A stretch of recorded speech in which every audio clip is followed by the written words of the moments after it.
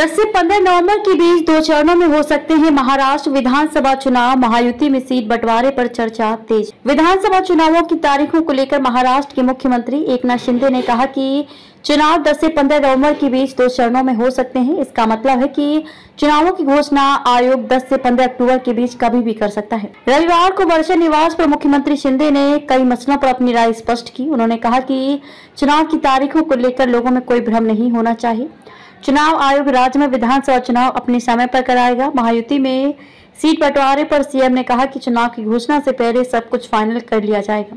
महायुति ने पहले ही निर्णय लिया है कि जहां जो जीत सकता है उसे वह सीट दी जाएगी। इसमें विवाद की गुंजाइश नहीं है। मुख्यमंत्री ने कहा कि बाला साहेब ठाकरे ने गरीबों को रास्ते में घर देने का सपना देखा था। उनके सपने को हमारी महायुति पूरा कर रही है।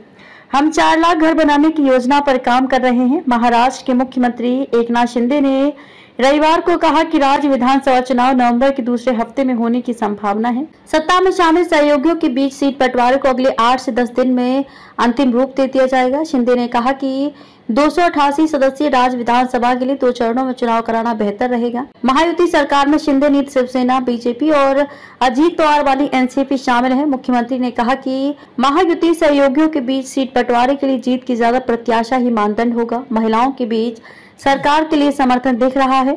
हमारी सरकार आम लोगों की सरकार है। हमने विकास और कल्याणकारी योजनाओं के बीच संतुलन कायम किया है। लाड़की बहन योजना के तहत अब तक 1.6 करोड़ महिलाओं को मदद मिल चुकी है।